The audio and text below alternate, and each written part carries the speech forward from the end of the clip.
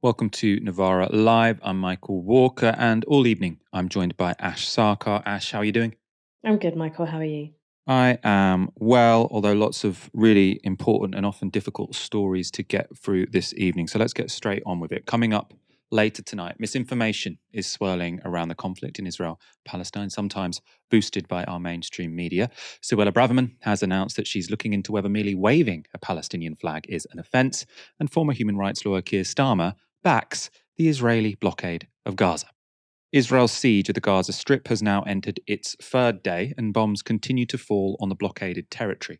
According to Gaza's health ministry, at least 1,100 Palestinians, including 326 children, have been killed since Saturday, and the total number of people injured stands at over 5,000. Officials in Gaza are also warning that the Gazan population faces a, quote, humanitarian catastrophe, with its only power plant having entirely run out of fuel. In a statement, Gaza's authorities said, This threatens to plunge the Strip into complete darkness and make it impossible to continue providing all basic life services, all of which depend on electricity. And it will not be possible to operate them partially with generators in light of the prevention of fuel supplies from Rafah Gate. And Rafah Gate was the only entry point to Gaza not controlled by Israel, but the passage into Egypt has been repeatedly bombed. And the lack of electricity means that providing medical treatment to the nearly 5,200 Palestinians now injured by the bombardment will be almost impossible. This doctor in Gaza described the situation to Sky News. The generators have been on all day, so we're now on to diesel supply, and we know that that's going to eventually run out because the Israelis announced total siege and no diesel is going to come in for the generators that keep the hospital. I think at any minute they're going to start rationing the electricity supply and just trying to save as much for the operating rooms and the intensive care areas. We're already beyond the capacity of the system to cope. Already I have 50 patients waiting to go to the operating room that I cannot get to the operating rooms because the priority is for more critically ill patients. And as these surgeries are delayed, these injuries run the risk of becoming infected, and these wounds become more difficult to reconstruct, and the disability that is left behind much worse. What happens when the diesel runs out? How long do you think you can keep the hospital running for? Once the diesel runs out, you can't run the anesthetic machines in the operating rooms, and you can't run the lights, and you just have to stop. So far, over 1,000 Palestinians have died in the assault. This drone footage shows the scale of the damage caused by Israel's bombing of densely populated Gaza. At least 2 hospitals, as well as 2 centres run by the Palestinian Red Crescent, have been hit. Apartment buildings, schools, mosques, and the University of Gaza have all been struck. Little warning is given before missile strikes, and in any case, there are few places for residents to seek shelter. According to authorities, entire families have been killed in their homes, and 200,000 Palestinians have been made homeless. This eyewitness footage, released by Channel 4 News, gives an insight into conditions on the ground. This little boy was pulled out alive, his face blackened. His rescuer rushes to his mother. But before she can embrace her boy, she passes out in a shock.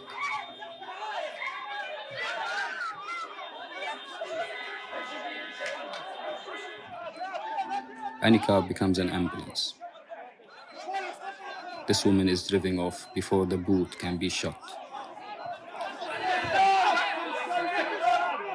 We've been told to get out, but where do we go? And how do we get there? There are more than 2 million people living here. Almost half are children. Families are rushing, trying to make plans. Every second matters.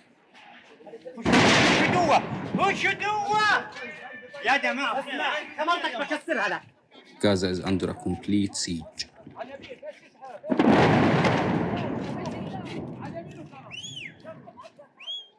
No water, no food, no electricity, and no escape. It's too hard. Some almost give up. But you can't stand still for long. Please, my family, they're just kids.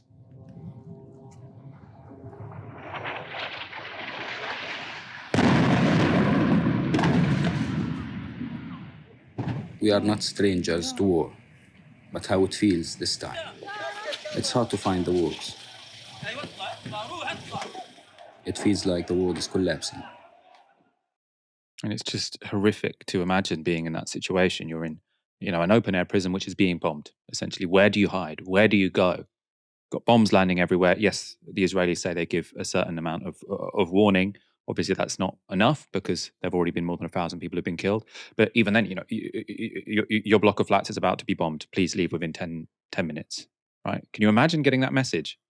And it's not as if, oh, yeah, you can go and stay at your nan's or your mum's because it's safe over there. No, they'll also be living in the open air prison, which is being bombed. Right? This is collective punishment, and it's a war crime, and it's horrific. And as we're going to talk about on tonight's show, it's being cheerled by so many people in our media and political class. And we were given another view of the bombardment in this CNN interview with an American pediatrician in Gaza. You were there on a routine mission, a very important mission to take care of children. Were you prepared at all for this? Well, whenever you go to Gaza, you always know that there's danger of some violence while you're there. But no, I wasn't prepared for this. Let us know if you need to go into some sort of a bomb shelter or whatever, because I can hear those explosions going off right near you. There are no bomb shelters here. Is there any safe area that you can go to? Yeah, actually, I have a sister-in-law who's Palestinian. She tells me to stay away from the windows, so I'm away from the window. Stay by corners of walls that are more fortified, and open your mouth so your eardrums don't break if there's a lot of pressure. So I'm following her advice, and I'm in a safe part of the room. We shouldn't compare two terrible situations or grief, right? The events that happened to Israeli civilians over the past week from Saturday onwards were absolutely horrific. But the broader situation in Israel, what we often hear is, someone saying, oh, I spoke to Keir Starmer was actually saying this morning, he spoke to a politician in Israel, and when they were talking, there was an air raid siren and she had to take her work into, the shelter. Right, and he's saying this is why this has to stop. This is why Israel should not stop before they have completely destroyed Gaza. Now, you've got there a CNN host assuming the situation is the same thing for the Palestinians, right? So when I speak to the Israelis, when these sirens go off, they go to their shelters. Presumably, you can now do the same. No, actually, we don't have shelters, right? So it's a very, very different situation. Now, I think last Saturday was an exception. You had lots of Israelis who were in incredibly vulnerable situation, lots of them perished. But the situation in Gaza is one really of constant danger, and that is not the case in Israel. Now, the bombing is only likely to worsen. President Joe Biden has thrown his support behind Israel's military. We stand with Israel. We stand with Israel. And we will make sure Israel has what it needs to take care of its citizens, defend itself, and respond to this attack. There's no justification for terrorism. There's no excuse. Hamas does not stand for the Palestinian people's right to dignity and self-determination. Its stated purpose is the annihilation of the state of Israel and the murder of Jewish people. They use Palestinian civilians as human shields. Hamas offers nothing but terror and bloodshed with no regard to who pays the price. The loss of innocent life is heartbreaking. Like every nation in the world, Israel has the right to respond, indeed has a duty to respond to these vicious attacks. I just got off the phone with a third call with Prime Minister Netanyahu, and I told him, the United States experience what Israel is experiencing, our response will be swift, decisive, and overwhelming. There is a government right now, the Israeli government, which is saying these people are human animals. You've got a far-right prime minister, and the language coming out from them is frankly genocidal. They're saying they're cutting off the water, they're cutting off the power, no food can go in or out. And then you've got a president who's not calling up and saying, I have solidarity with you. Your people have suffered over the past week. These attacks are awful, but please show restraint. Leadership is about showing restraint and recognizing that your actions have consequences and you can't just act out of vengeance. Instead, you've got Joe Biden calling up Netanyahu and saying, yeah, let's make these actions as decisive and overwhelming as possible. Like, how irresponsible can you get? Right? You cannot egg someone on in that situation. We've just shown you the scenes from Gaza. You've got people who can't escape. Their tower blocks are being bombed. They're being told to leave within 10 minutes. They've got nowhere to go, right? Completely terrifying situation. And I don't really see, maybe in like the pages of Haaretz, so sort of the liberal Israeli newspaper, you will have some sort of, some people saying, no, let's show some restraint. Let's recognize that one of the roots of the attacks on Saturday was the oppression of Palestinians. We don't want to jump head over heels into intensifying it. But as far as I can tell, the overwhelming sense in Israel is let's go get them as hard as we possibly can. A bit like America after 9/11. Now, what should foreign governments be doing in that situation? They should be saying, look, calm down, show restraint. You still have to follow international law. Instead, go get him. Essentially, Joe Biden seems to be, if we're to believe what he's telling that press conference there, he's just calling up Bibi Netanyahu saying, go for it, make it as overwhelming as possible. And a ground invasion of Gaza now appears likely. One Israeli security source has told Reuters a ground offensive is, quote, not preventable because of the heavy price that we paid. Not preventable because of the heavy price we paid. Again, that seems to be about revenge. He's not saying it's not preventable because the things we need to do require a ground invasion. The consequences we need to achieve require a ground invasion. It seems to be what happened to us was so bad, we're going to have to send our troops in. NGOs providing aid to Gaza have been affected by the ongoing attack as well. And with the UN's Agency for Palestinian Refugees reporting this, 9 of our UN staffers have been killed in airstrikes in Gaza since Saturday. The protection of civilians is paramount, including in times of conflict. They should be protected in accordance with the laws of war. Now, I would guess that the people who are working for the UN in Gaza are some of the most, privilege is a ridiculous word to use in this context, but the people who I would expect to have the most access to safe spaces to spend time, the best access to information from the Israeli military so that they can avoid airstrikes and the like. And so if you've got 9 UN workers being killed in airstrikes, what's it going to be like for the rest of Palestinians, for the other 2 million Gazans? Right? This to me is, that must just be the tip of the iceberg, and that's completely terrifying. And the war also appears to be spreading to the wider region. Israel has now shelled targets in Lebanon after Hezbollah claimed responsibility for 2 missiles fired across the border into Israel. Now Israel's red color air warning system has reported hostile aircraft crossing into northern Israel from Lebanon. Some reports from Israeli media have referred to gliders, and with citizens in the north of the country urged to take shelter. Ash, the scenes we are witnessing in Gaza, as I say, I can't imagine anything more terrifying, especially because these people can't escape. I think what we're witnessing is almost certainly the build-up to ethnic cleansing. And I'm not saying that in an alarmist way. I'm saying that if what you do is you indiscriminately bomb a densely populated area, you tell people to leave. Now, of course, Palestinians can't leave into Israel. They're being urged to leave via the Rafah crossing into Egypt, which is also being persistently bombed. There's been some indication that the US may aid with the movement of people through the Rafah border. That is ethnic cleansing because it's people being displaced from their homes, from their homeland, at effectively the barrel of a gun. And Israel does not recognize the right of return for Palestinian refugees.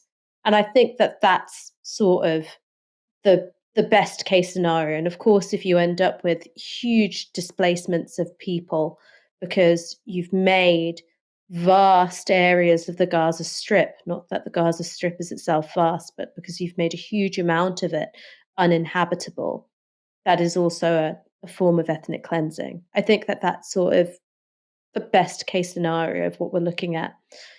The worst case scenario is what we see being expressed through the most bloodthirsty language of Israeli officials talking about dealing with human animals. That is the language of genocide. And what is so deeply worrying at this point is that breaches of the Geneva Convention, war crimes are being announced in advance by the Israeli government. Benjamin Netanyahu is tweeting videos of war crimes, bombs flattening residential blocks. And not only is there nary a peep from much of the international community, in particular Western nations, he's being given the explicit backing of the United States and the United Kingdom's governments. That is utterly morally abhorrent, completely morally abhorrent.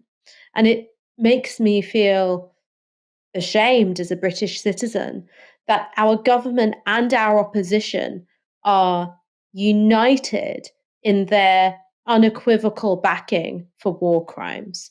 The only leading politician that I can really see in the UK at all calling for de-escalation is Humza Yousaf, the First Minister of Scotland. And that's because, as he's spoken about previously, I suspect due in no small part to the fact that his in-laws are currently trapped in Gaza. I mean, the scenes are completely devastating, Michael, and it's disturbing that there appears to be a consensus amongst the British media that this has somehow been invited by the Palestinians themselves, that the war crimes that had been carried out by Hamas, and I do think that they are war crimes, then mean that it is morally and legally legitimate to commit war crimes in return. That is not how international law works, and that's certainly not how morality works.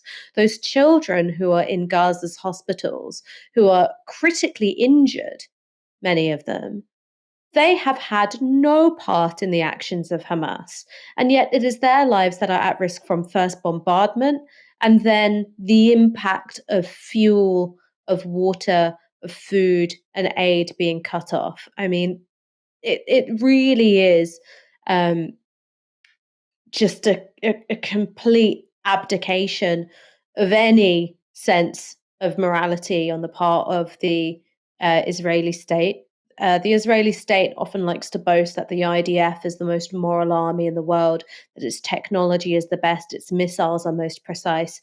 In that case, we can only take them at their word and assume that every act of savage and indiscriminate attack on civilian population and civilian infrastructure is a direct representation of the Israeli state itself. This isn't an out of control army. This is a very much in control army, which has been given the blessing of Western governments.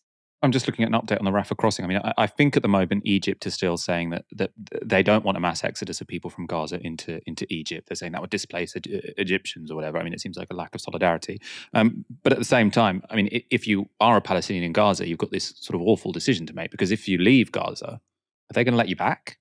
The Israelis might say, okay, leave Gaza, we'll clear out Hamas, and then once Hamas are cleared out, you can come back. Now, that obviously makes no sense, because if you were Hamas, you'd go and come back as well, some of you, right? It doesn't make any sense. But I just wouldn't trust Israel to hold that side of the bargain, right? They want that land. They want all of Palestine, right? So I wouldn't have no faith as a Palestinian in Gaza that if I leave while Israel does their carpet bombing, I'm ever going to be let back into my home. So, I mean, just a completely horrific situation that people are being put in. The death toll in Israel from Hamas's surprise attack has now exceeded 1,200 people. And there's no question that the brutality of the assault, it was brutal. Old people and children amongst the many killed. Now, those victims include more than 100 people whose bodies have been discovered in the Be'eri kibbutz near Gaza's border and in the nearby Kfar Aza kibbutz. Reports are emerging of whole families killed. The established facts of the attack are horrific. It's awful. The scenes look horrific. You can't imagine the trauma that would have meant, and whole families died, right? This is terrible. However, for some in the media, it's not terrible enough.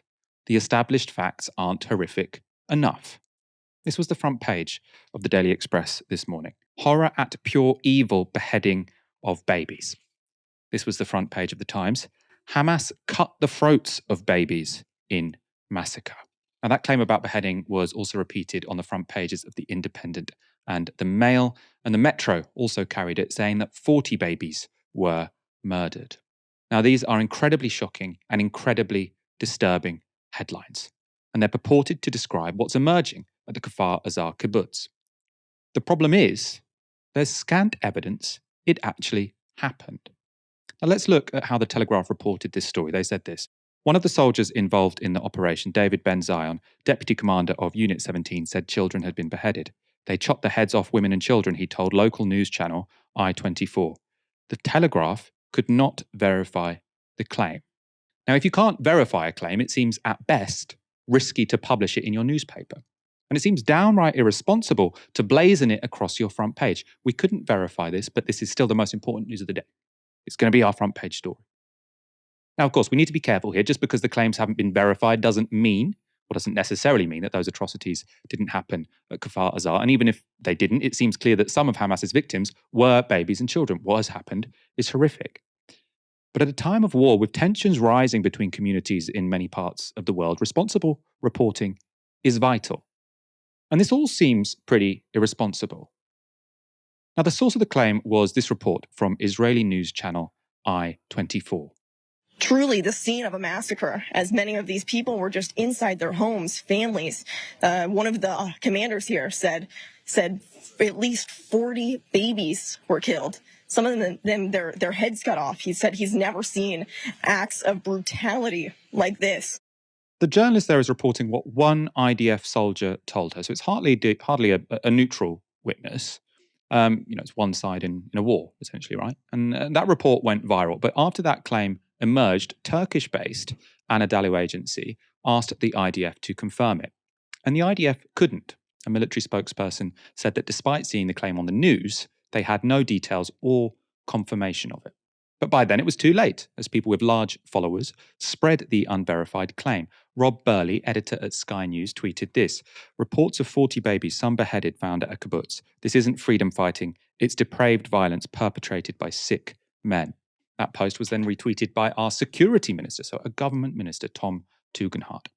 Meanwhile, broadcaster and Spectator chairman Andrew Neil posted this.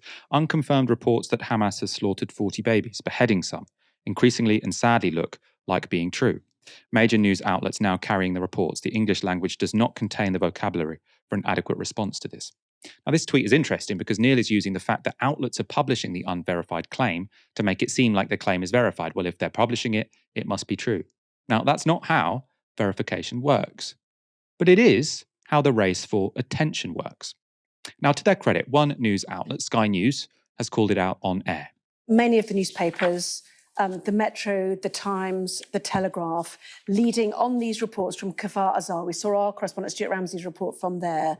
It seems to have come from one Israeli journalist who said that she was told by soldiers there that 40 babies had died and some of them had been beheaded. Yeah. Truly horrifying.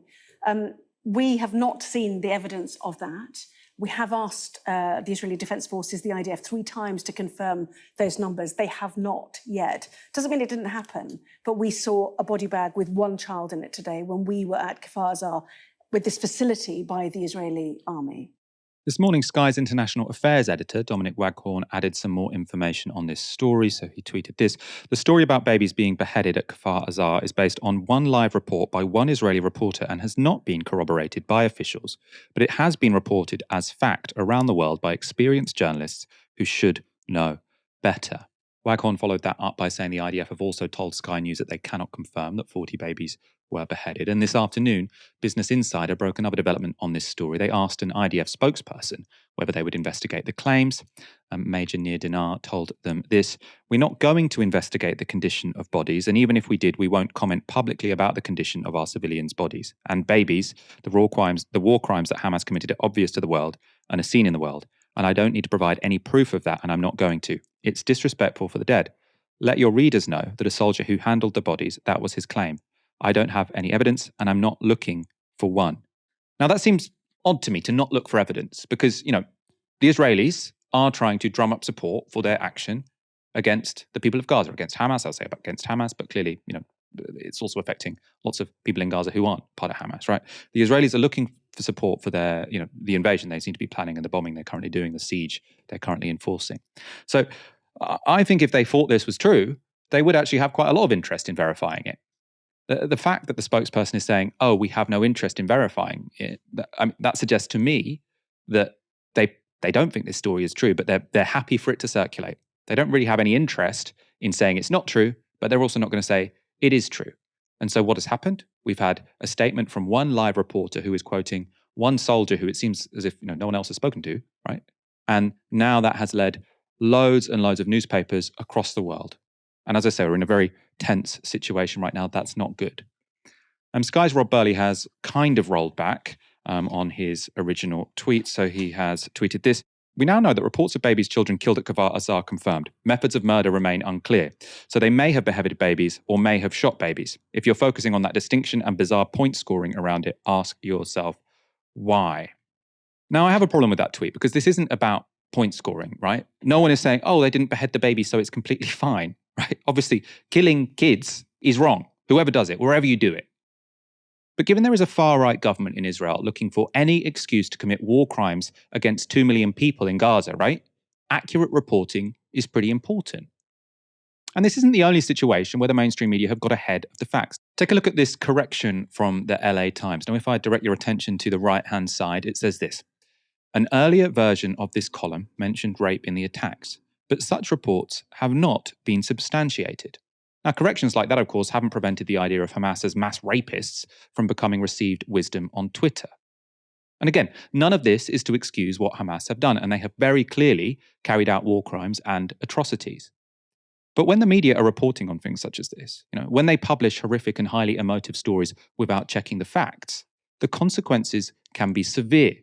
Now, the most famous example of this also concerns the murder of babies, or the purported murder of babies, only this time in Iraq. Now, following Iraq's invasion of Kuwait in 1990, a young Kuwaiti woman, identified only by her first name, Naira, testified to the US Congress. She told them that Iraqi soldiers had stormed a Kuwaiti hospital, torn babies out of incubators, and left them to die on the floor. That testimony was broadcast across America, intensifying the appetite for an intervention. President George H. Bush even repeated it in speeches. America went to war, but after that war was over, the claim turned out to have been completely fabricated. The young woman was later revealed to be the daughter of Kuwait's ambassador to the US at the time. Now, why we're telling you this is it's very important. The reason we are telling you this, about this very irresponsible reporting, is not to say all of the atrocities which are said to have been committed by Hamas are made up, right? We're absolutely not saying don't believe anything you read because it might all be lies. It seems as if, there are lots of responsible reporters who are reporting on what has happened and atrocities have been carried out. But if you've got people who are, with scant evidence, putting on their front pages that, I can't imagine anything more horrific than beheading babies. You can't imagine a worse crime than beheading babies. It's a vision from someone's worst nightmare. And to be putting that on the front of a newspaper without verification, what are these people trying to do, right? What emotions are they trying to provoke in their readers? Are they trying to provoke compassion for Israeli victims of Hamas? Or are they trying to provoke disgust and anger? Are they trying to say, you readers, look at these Palestinians, look at these animals, really, right? That's the language we're hearing from the Israeli government. And I think when people read about babies being beheaded, that's also what they think about, right? So if you are publishing what seems to be fake news at a time when there is a nuclear power which looks pretty willing to commit something akin to genocide, and you are making up stuff about the people that are at the sharp end of that, I think that's pretty unforgivable. Ash, I want your thoughts on this. I think that a good rule of thumb is look at where media standards don't seem to apply, because that's where power really lies. The likes of Rob Burley, if I were to have said the IDF has beheaded children in Gaza or the West Bank, oh no, wait, it actually turns out that these children were killed in a bombing, or killed with gunfire, they wouldn't accept that this distinction is just bizarre, pointless point scoring, that all that matters is that there are dead children. Why? Because they know full well that there is something particularly visceral, something particularly brutal, something particularly repulsive about the idea of children and infants being beheaded. So if you wouldn't accept that you would waive the standard of media accuracy when it comes to describing the actions of the IDF or Israelis, why is it suddenly acceptable to waive that standard of accuracy when it comes to talking about Hamas? Well, it's because at the moment there is a massive consent manufacturing exercise to get people to go along with what are obvious war crimes being committed by the IDF in retaliatory violence for the atrocities carried out by Hamas. That's what's going on.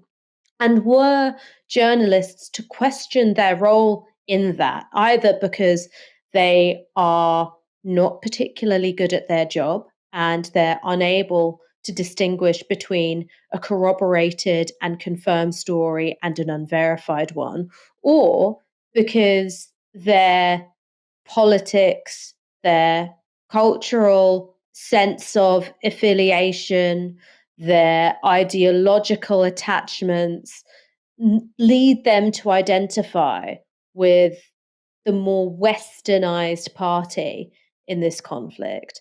If they were to really look at themselves, it would undermine their entire right to claim to be the sort of arbiters of respectable opinion and the gatekeepers of the information flow in our public discourse. So that's why I think that these individuals get so defensive when called upon to account for their own inaccuracies, because if they were to explain it, they would explain themselves out of a job.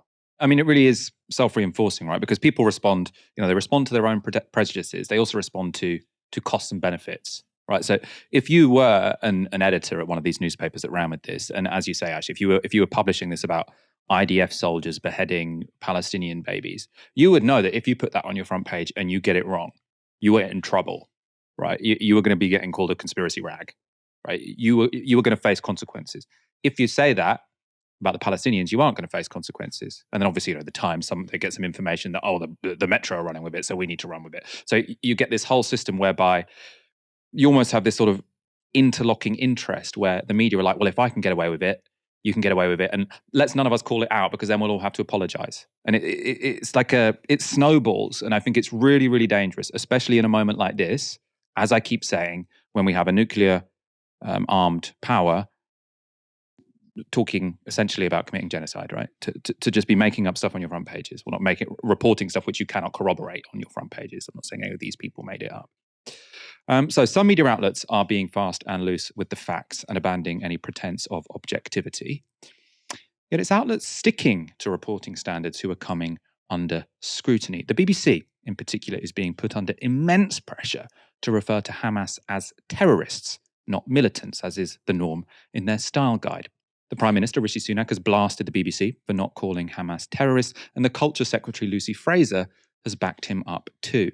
Former employers of the Beeb have also weighed in. John Suella was the BBC's North America editor before leaving to host the Newsagents podcast. He wrote this: "Dear friends and former colleagues at BBC News, if this doesn't describe an act of pure terror by terrorists, what does?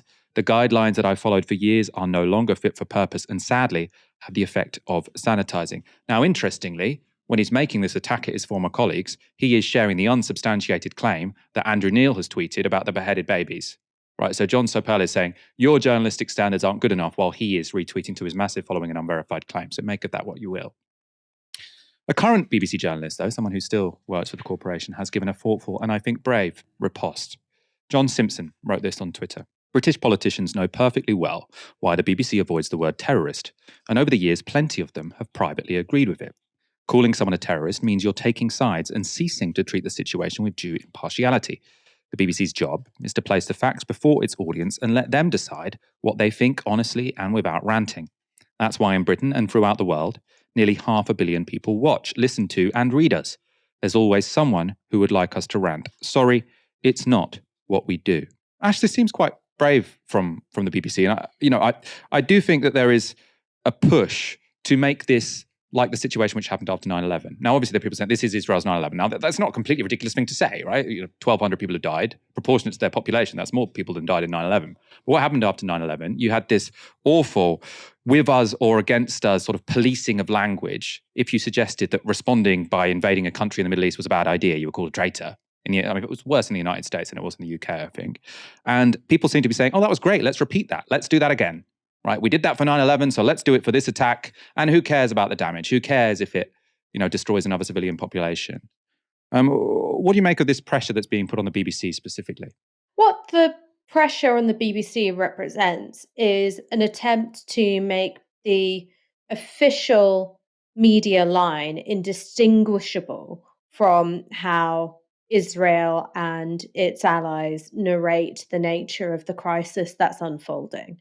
And people have differences of opinion.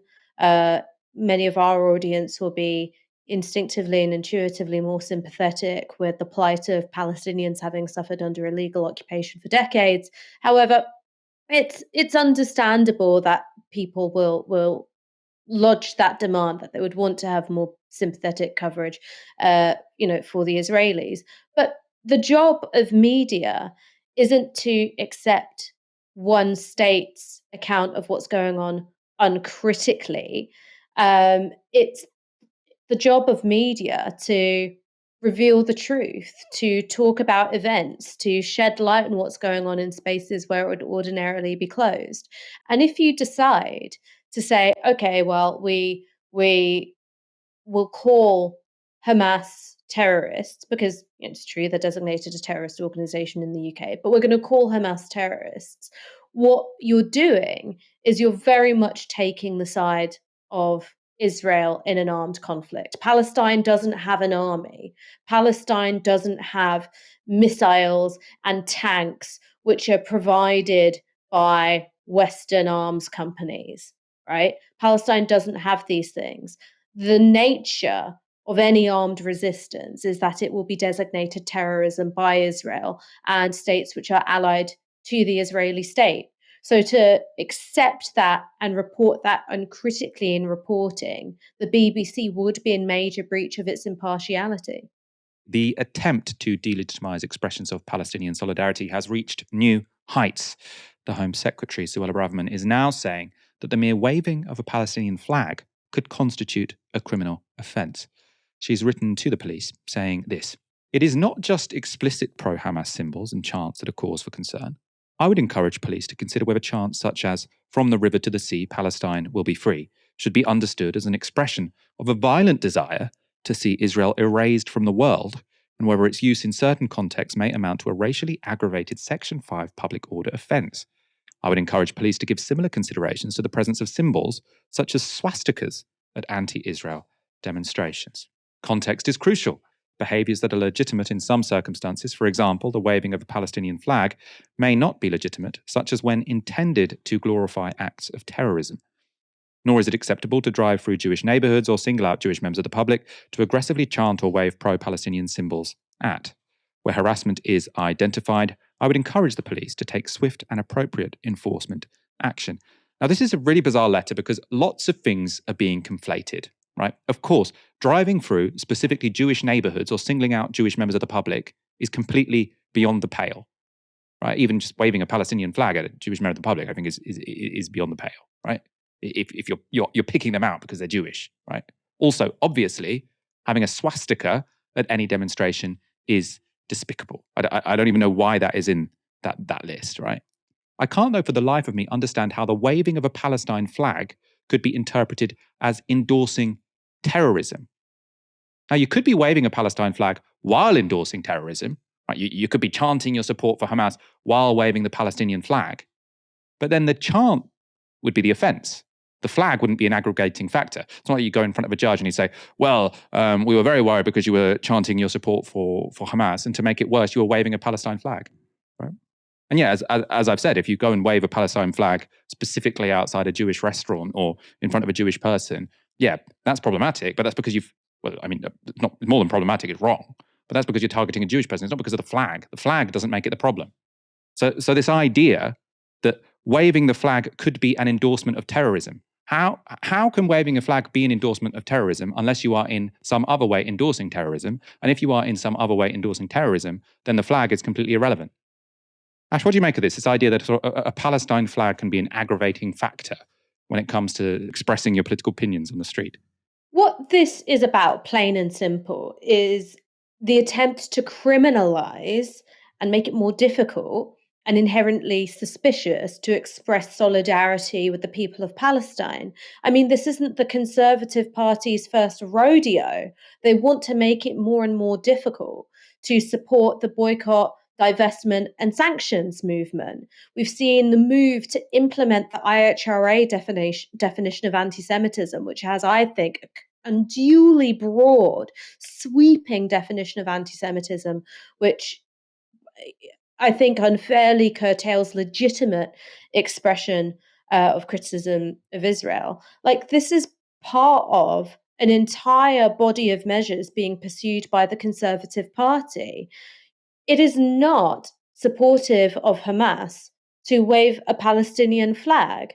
A Palestinian flag is a symbol of the people of Palestine. Not all of the people of Palestine are Hamas. Not all the people of Hamas are interchangeable with the people of Palestine. This is basic primary school level logic.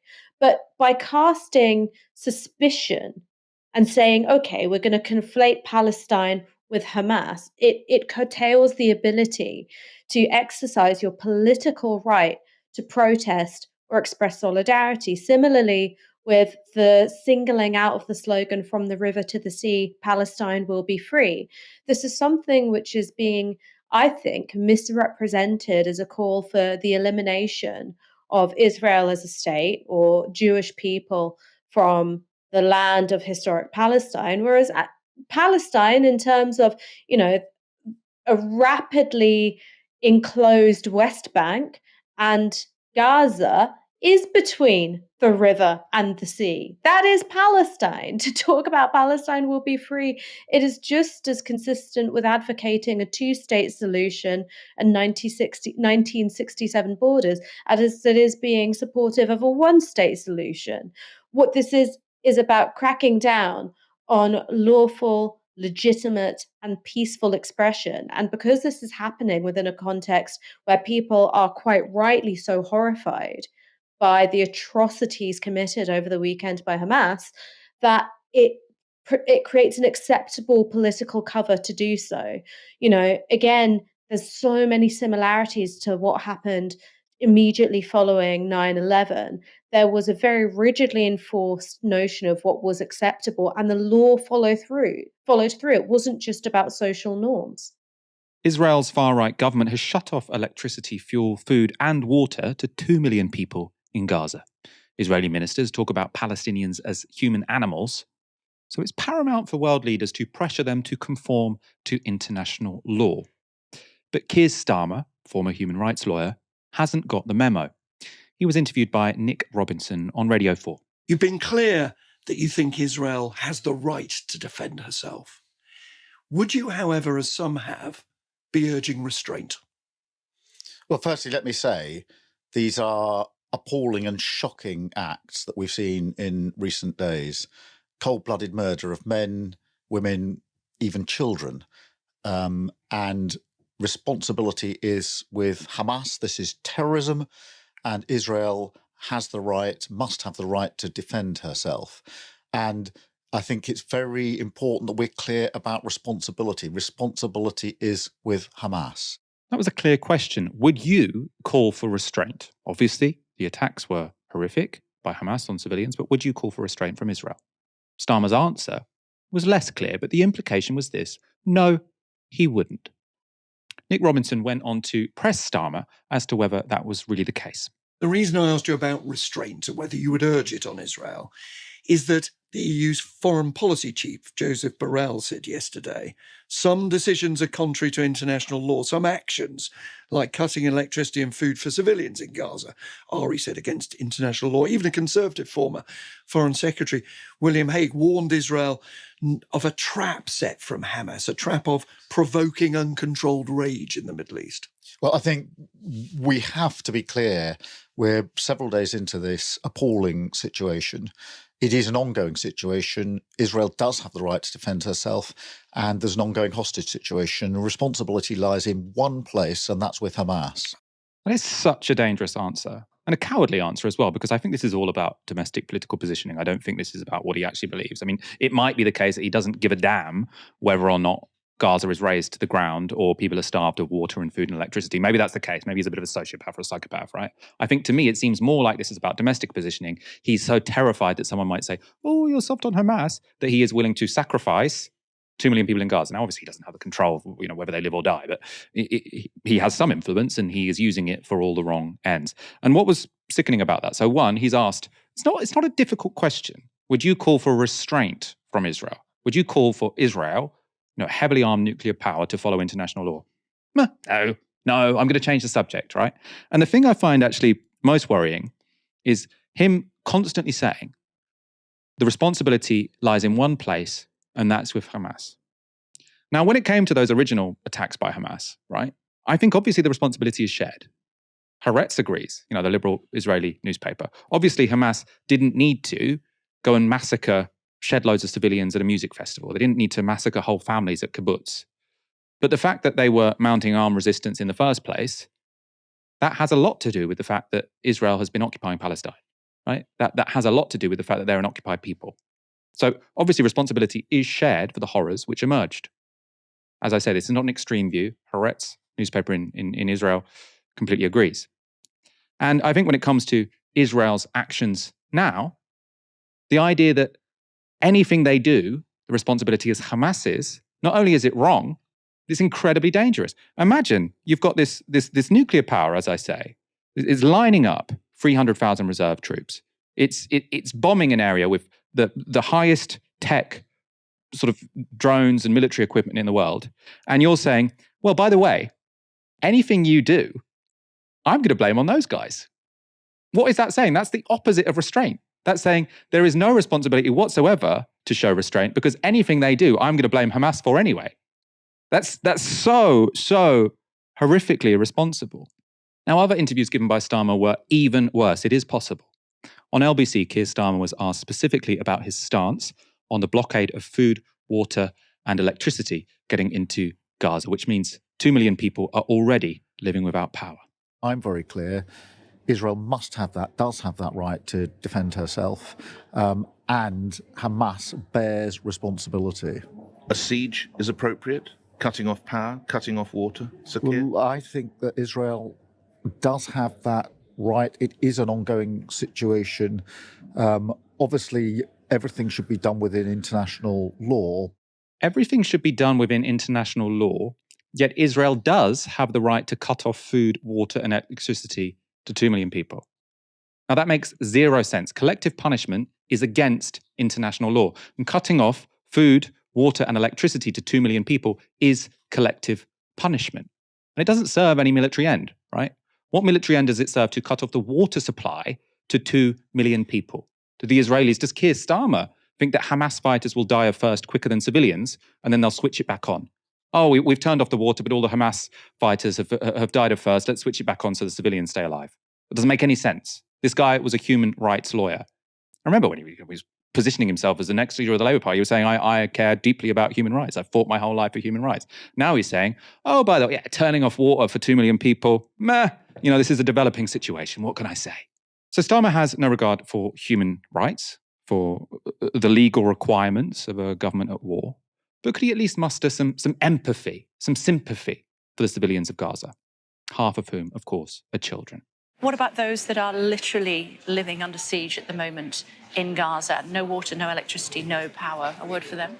No, nobody wants to see that situation, but we have to be clear where responsibility is. Responsibility with Hamas, this has been a shocking assault. And as I say, cold-blooded murder, unjustified, unjustifiable. And I think it's very important that the world stands up and is clear about that and stands with Israel. That question was quite explicit. Do you have anything to say about the plight of people in Gaza, right? You don't even have to say which side are you on, who's right, who's wrong. Just, do you have any sympathy for the people whose houses are being leveled to the ground? Right? He could have said, yes, I have so much sympathy for them. Unfortunately, Hamas means that they have been put in this terrible situation. He just says, nobody wants to see that situation. Nobody wants to see that situation. Moving on. That's all he could say. Again, before essentially saying he unconditionally sides with Israel. He doesn't want to talk about it. It's like, why are you asking me about the Gazans? This is irritating. This isn't part of my PR strategy. I'm not the guy who's supposed to talk about the Gazans. I'm the guy who's supposed to talk about Israel. So I don't care if they can't drink. I don't care if they haven't got food. I don't care if they haven't got power. I'm Keir Starmer. I want to win the next general election. I want to show I'm not Jeremy Corbyn. So screw the Gazans. I mean, I feel like I'm speaking in a flippant way, but I actually don't think what I'm saying is really any different at all to what Keir Starmer has been saying all morning, doing a media round when you've got a nuclear power on the brink of committing something which seems to be akin to genocide, right? It hasn't happened yet. Israel is not committing genocide right now, but their language, their aims, their intentions, I am very, very worried about what is going to happen next. And what has already happened is that 1,100 Palestinians have been killed, over 250 of them children. And Keir Starmer can't even say, yes, of course, the humanitarian crisis in Gaza is incredibly significant. He can just say, oh yeah, no one wants to see that. Moving on. Ash, I am quite appalled, actually, by Keir Starmer's approach to all of this. You're totally right to be appalled, Michael. I mean, imagine for 1 second if you were doing something on the BBC or Sky News and you were asked about your thoughts about the horrific attacks on the weekend. And what you said is, no one wants to see that situation, but unfortunately, that's what you get for decades of illegal occupation. Can you imagine what the response might be from the person interviewing you, from the wider political media, perhaps from politicians? You would be labeled a monster, right? You would be totally criticized by people who very much see themselves as standing up in the tradition of liberal human rights. And rightly so. One of the things that we've consistently discussed on this show is that I don't think that contextualizing what happened is the same thing as being callous or hard-hearted towards the suffering of civilians. And that's one of the things that I think we've really tried to do on this show, is to express solidarity and horror at the plight of those many, many, many Israeli civilians over the weekend, but to say, here is a context, and that's the thing which made this violence all but inevitable. However, on the other side, people feel no such desire. So you end up in a position where there is an elite consensus from the right wing, from the center left, and across the media as well, that any acknowledgement of Palestinian humanity is tantamount to an endorsement of Hamas. Now, that is part of the critical intellectual foundation for something like a genocide to take place. When you say this entire demographic of people is inherently criminal, is inherently associated with terrorism, and that refusal to acknowledge the humanity of Palestinians on the part of Keir Starmer is, I think, part of an enabling framework that may contribute to a genocide. And I'm not saying that to be alarmist. I'm saying that because I think that that's really going to happen. Because what that shocking media display shows us is that there is a tacit agreement between politicians and the media that the lives of Palestinian civilians are not worth very much.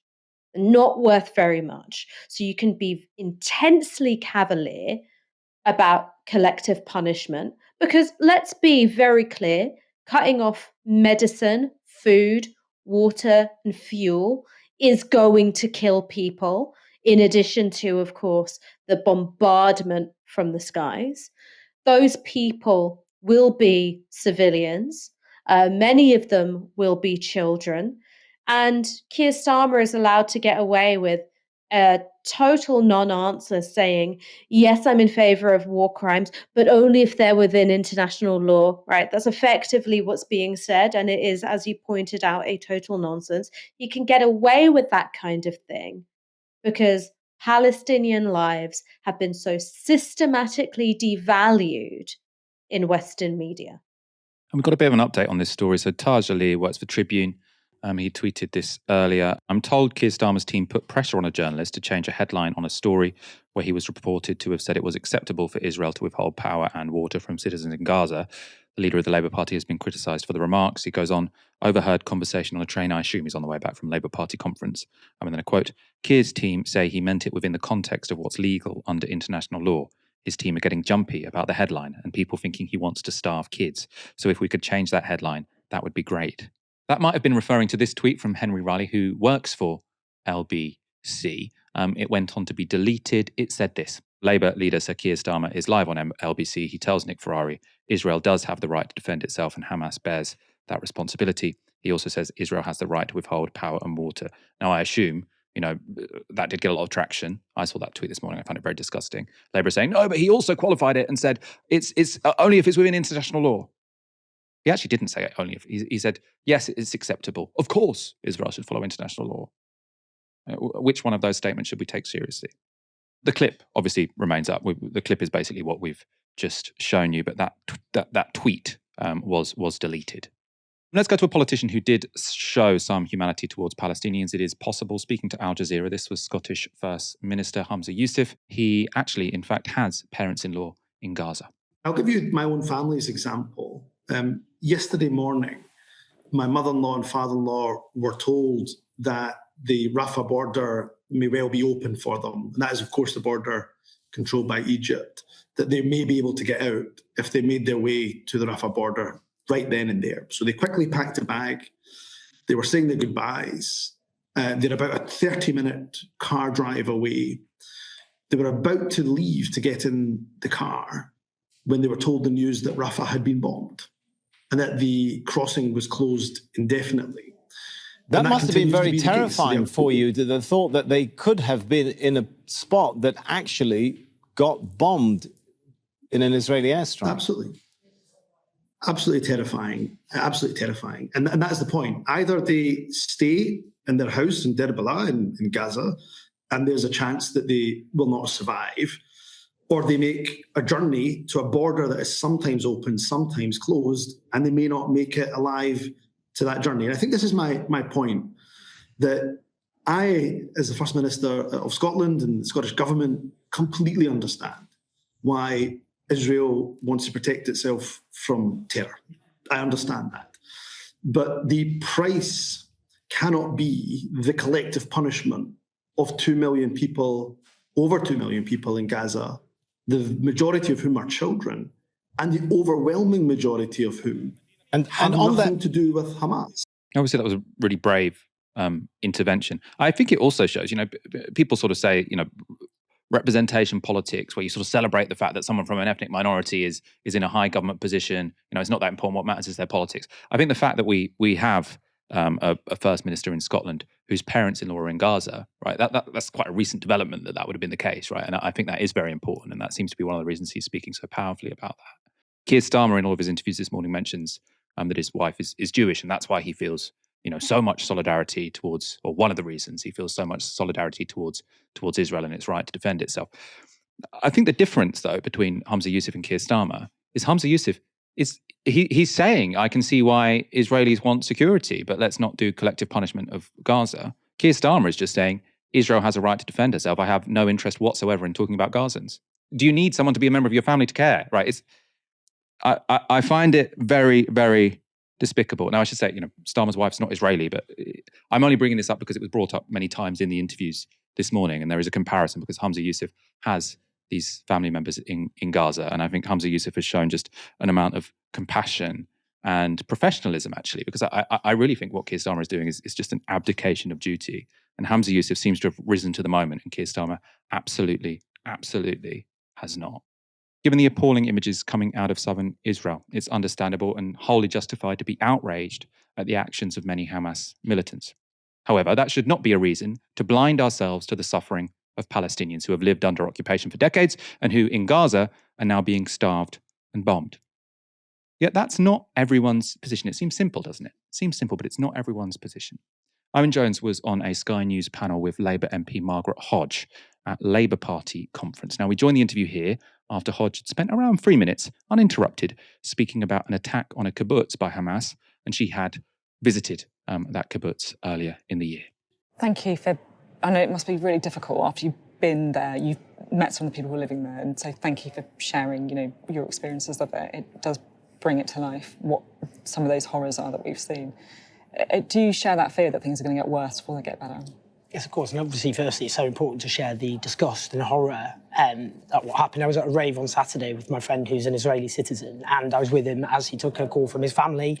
His niece escaped that rave. Two of her friends were kidnapped and are now being held hostage by Hamas. There's no cause on earth which justifies the slaughter of innocent civilians, and the horror and disgust, is raw with so many people, and the anguish of what those left behind are going for is indescribable. Obviously, my concern about what happens next is partly informed by what's happened before. When we talk about how Israel responds, already the Israeli government, which is a far-right government, have made clear that they will institute a policy of collective punishment. The defence minister said, "I've ordered a complete siege in the Gaza Strip. There will be no electricity, no food, no fuel. Everything is closed. We are fighting human animals and we act accordingly." That is the language of war crimes. It is illegal under international law to impose collective punishment on a people. 80%. I've let you speak. So you're going to respond. 80% of those who live in Gaza, which is an open-air prison, depend on humanitarian aid. But you're not acknowledging, Owen. 50%, you're not acknowledging, 50%, Owen. Margaret, I've let you speak at great length. I tell you what I can't stand is that you're using the horrors that we've experienced in the last 3 days to bang the drum about an issue that you've been banging the drum on forever. No, I'm not. And what I think you should really think about is how the people of Israel who have now been there for, have nowhere else to go. Margaret, they have nowhere else to go. Is it possible for me to respond? You could just see her body language there, right? Owen, he started by saying it wasn't a sort of Keir Starmer, "Oh yeah, we don't like to see it." Keir Starmer, when he's asked about the Gaza, "Oh, no one wants to see that." Owen was talking, I think in a heartfelt manner about the horror that many Israeli civilians experienced on Saturday, right? And he condemned it. He's saying there is no cause in the world which justifies the targeting of civilians. Very clear, right? Very clear. Then he says, we also need to think about the situation of Palestinians, both the context they've been living under for decades, which is occupation and siege, and the threats that they are, currently subject to, in the immediate term, which is bombing, which is a starvation, essentially. The moment he mentions Palestinians, Margaret Hodge is like, she's ready to interrupt. Why are you bringing up? Why are we talking about the Palestinians? What, this is a complete distraction. This is whataboutism. Well, it's not whataboutism. One, because there is no point in talking about that attack by Hamas without talking about the context of occupation. Does that justify it? No. Would it have happened if Israel wasn't occupying Gaza, occupying Palestine? No, right? So it's clearly relevant, right? Clearly relevant. Also, the reason it's essential to be talking about Palestinians right now is because there is a nuclear power that is threatening to bomb the place to smithereens, even though there are 2 million people there, right? It is by no measure irrelevant to talk about Palestinians in this situation. Yet Margaret Hodge can only see this through the lens of, you are banging a drum about a campaign you've always cared about. Like as if Palestinian lives is just a question of people wanting to win a debate on a panel discussion, right? Oh, you're always going on about the Palestinians. Why can't you forget about them? Well, the reason he's not going to forget about them is one, because they have been subject to the longest running occupation on earth, right? Apartheid, horrific discrimination. Two, this is probably the most dangerous time for Palestinians in living memory. And she said, "Oh, why are you talking about that? Why are you talking about that hobby horse? You're using a tragedy to talk about something completely irrelevant." No. One, that tragedy was born out of a longer term tragedy, which is occupation. And two, that tragedy is now being used to inflict one which is just as big and probably going to be bigger. You know, I guarantee the death toll in Palestine is going to be bigger than the death toll was in Israel. That's not to downplay what happened in Israel. It's just a fact, right? So the idea that the moment someone mentions Palestinians, you go, and then you sort of say, why is he talking about it? I found it very, very worrying. Actually, I think that is a sign that someone has dehumanized Palestinians. If the moment they said this, just go, I'm just irritated and angry that you've mentioned the Palestinians. Let's go back to the debate and see what happens next. Right now, Palestinian children whose life is as sacred as a child in Israel are being slaughtered. They are dying, okay? Now, 50% of the... Please let me finish. I'll let you come in. 50% of the population of the Gaza Strip are children. And those children are being bombed by a government which has said that we are fighting human animals and we act accordingly. Benjamin Netanyahu demanded the civilians of Gaza Strip leave. You cannot leave the Gaza Strip. It is under blockade by air, sea and land. Now, 96%, please let me finish. Yeah, I will, but... 96%, because Margaret spoke at length, 96% of those who have died in the last 15 years are Palestinians. And we cannot talk about what's happened because, you know, when I spoke to my Israeli friend who took that call, for him, what he wants is this to never happen again. And that context for him was so important because unless there is a lasting peace, which does mean ending the occupation and a policy of apartheid and ending the murder of Palestinian civilians, then this will never end. Margaret. Well, all I would say is that Owen is completely and utterly ignoring what has happened over the last few days. You haven't ignored all, Owen, just wait. All you've talked about, Owen, is your obsession, the obsession with so many people around the issue around Palestine. It's been an obsession forever. And you should just think at the moment, if you were an Israeli sitting there, if you'd had family, I mean, here I am, I'm sitting here, and the people I visited, probably, I don't know how many of them are still alive. Are you saying they have no right to defend themselves? Are you saying they have no right to peace? All you have argued is how, I've never supported the Netanyahu government. No. I've always been critical of that. But at this moment in time, this is the most horrific. This is the most horrific occasion and you should you condemn it. Do you even condemn it? I just opened in the strongest possible terms condemning the atrocity. But you don't think they have the right? I don't believe a military solution. You don't think they have a right to defend their state of Israel?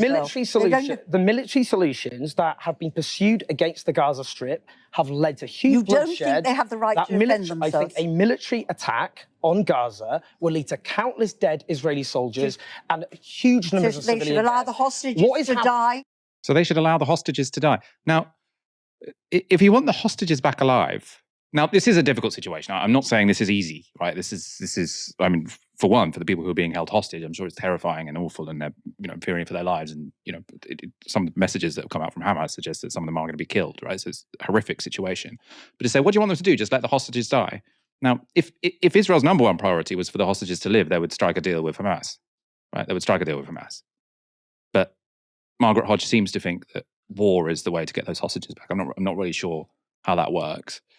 Two, do you condemn them? Do you condemn them? Now, anyone listening to what Owen Jones would have said would have heard that he did condemn them, right? For about a minute, he was talking about how this was a horrific action and how no cause on earth would justify the targeting of civilians. Right? That's a condemnation. But the fact that he then talked about Palestinians made Margaret Hodge assume he can't have condemned them if he's then talking about Palestinians. Every sentence for her seems to have to be, I condemn Hamas, I condemn Hamas, I condemn Hamas. And if you say anything else, you're beyond the pale. You've moved from the script that we all have to be talking about at the moment, which is to just say, Israel has a right to defend itself. Hamas terrible. Hamas responsible. Israel good. Israel gendered as a woman by Keir Starmer. Ash, what did you make of that debate? It didn't seem like an easy situation to be in.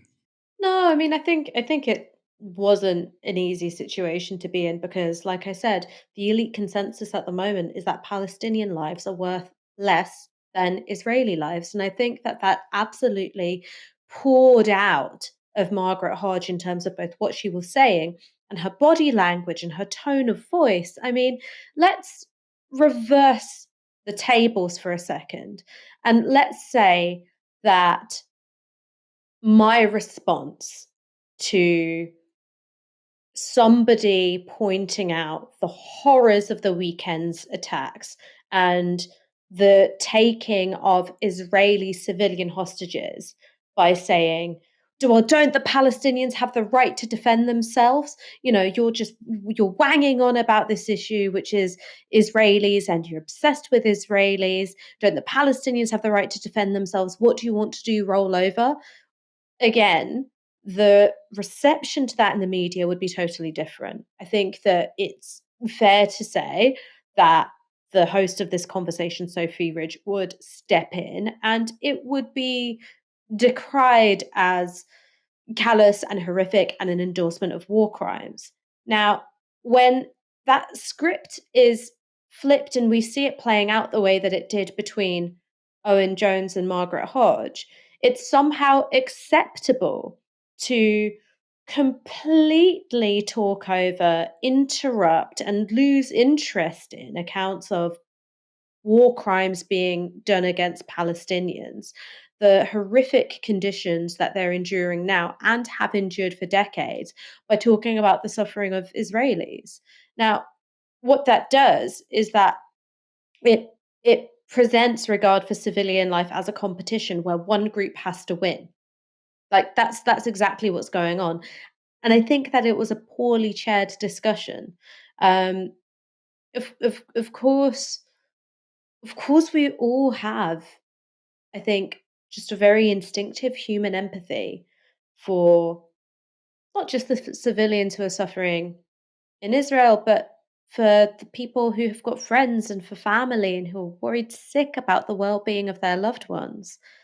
And Palestinians have friends and family too.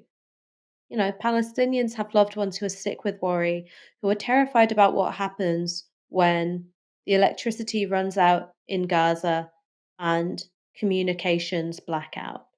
That's a human experience that Margaret Hodge is saying as a way to bulldoze over the humanity of Palestinians, which is being referred to by Owen Jones, but that's actually a shared humanity if you recognize it.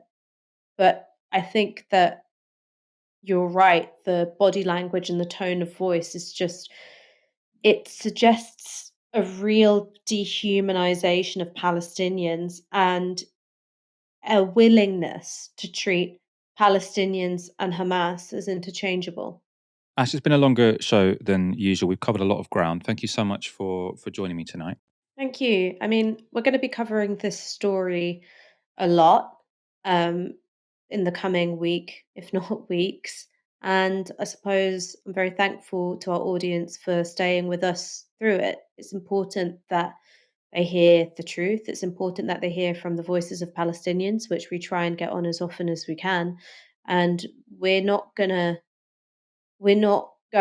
to go along with the misinformation campaign that the rest of the media is very happy to be complicit in. I also think we should say, you know, the left can do self-reflection too, right? In the way that I think people are now dehumanizing Palestinians, I think there were some people on the left who were dehumanizing sort of Israeli civilians. And I think, you know, my initial reaction was seeing, you know, the Palestinians are rising up. This is legit. Like, you know, all resistance against occupation is legitimate. It took me a while to realize, okay, this is slightly different. And I think that there has been many people on the left sort of considering, okay, yeah, maybe we didn't sort of engage our empathy quick enough when it came to the horrific attack on Israeli civilians at a music festival, then in kibbutz, et cetera, et cetera. Now, we seem to have swung to completely the other end of the spectrum where, and this isn't just some people on Twitter, this is the entire political and media establishment is saying to even dare to have sympathy with Palestinians is an endorsement of terrorism. And this is, you know, it's seen as normal. And I don't see any self-reflection from the mainstream media on this. If anything, I see people, I see all the pressure going in the other direction. Everyone's saying, you're not being biased enough. Everyone looking at the BBC, you need to be more biased, right? Why aren't you taking a side? This is a civilized world versus savages, and you need to say as such. Very, very dangerous place we are in right now. So yes, thank you for watching. Do keep tuning in over the coming days and weeks. The show, of course, will be back tomorrow. For now, you've been watching Novara Media. Good night.